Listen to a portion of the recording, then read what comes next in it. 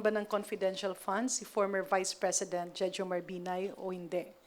Now, ang tinutumbok ng impeachment court ay whether nagamit ba ng husto o hindi ang confidential fund na ibinigay sa Office of the Vice President at sa Department of Education.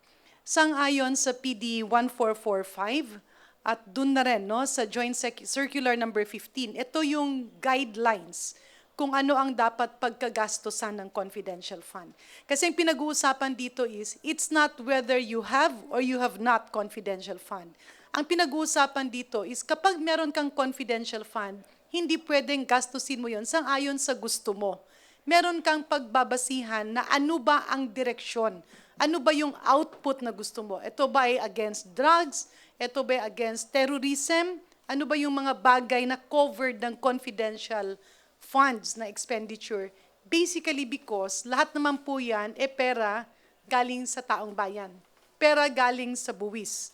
Nagagastusin natin para rin ibalik ang benepisyo sa tao kagaya ng pagsugpo ng drugs, pagsugpo ng mga kalamidad na unexpected, pagsugpo ng terorismo kung saan maapektuhan ang ekonomiya ng ating bansa. Yan ang tinutumbok dito.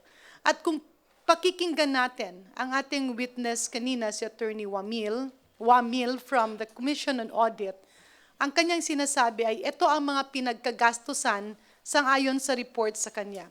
Aside from the fact na lumampas na siya doon sa covered na dapat 2022, aside from the fact na lumampas na siya doon sa coverage, ang tinutumbok niya ginamit para sa gamot, hindi makita yung accomplishment report na pinagkagastusan.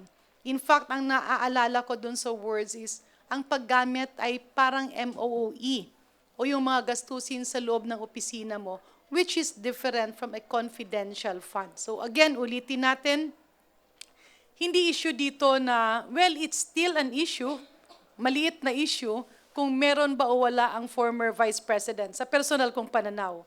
Pero bilang ang prosecution, at bilang parte ng Kongreso is now standing as part of the prosecution in the Senate Impeachment Court, ang pinag-uusapan dito, ginamit ba sa tama? Meron ba talagang pinagkagamitan? Saan ba talaga napunta? Kanino ba talaga napunta? Or ito ba biglang naglaho?